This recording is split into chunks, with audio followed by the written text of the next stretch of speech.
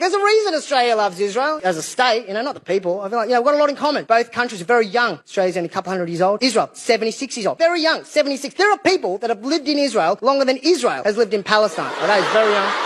Both countries, Australia and Israel, both have a lot of white people in very hot places. So they're obviously indigenous to the land.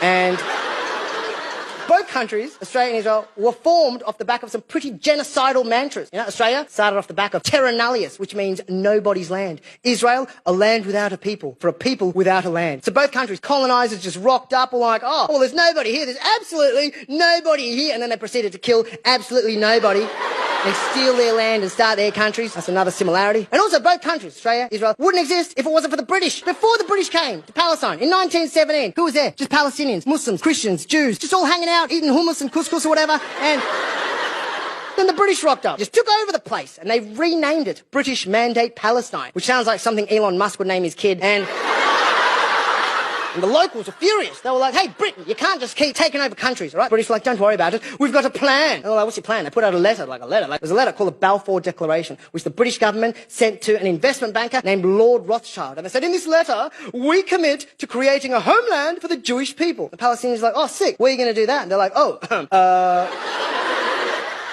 here, actually. Palestinians like, we're already here. And the British are like, yes, well, we have dibsed it now. Dibs, like the first day of school when you run in and you throw your bag on a seat and you're like, that's my desk now. And the Palestinians like, you can't just give away something that you just stole. That's like giving away a car that you just stole, Britain. And the British were like, interesting analogy. But no, we are not giving away the whole car. We're not doing Australia again. We are merely going to give away most of your car, but you will still have your wheel, but it'll be around your neck, and over time it'll get tighter and tighter, suffocating and killing most of you. But don't worry about that minor detail. It's a minor detail. Trust me, we're the British, baby. This is what we do everywhere we go. The natives are like, oh my God, Britain, do it again. That was so much fun. Do it again. Do it again. You don't believe me? All right, well, speak to the Indians yourself. You speak to the Indians. The Indians are like, don't trust these talcum powder faces, okay? Don't. We were just standing there on the shores of India, and suddenly this boat rocks up, and we were like, oh, hello, white boat people, can we interest you in a table for one? Oh, they just walked right in. Look at that, Raj. Wow, the confidence of a white prince. Make yourselves at home. They've taken my home. Okay, shit.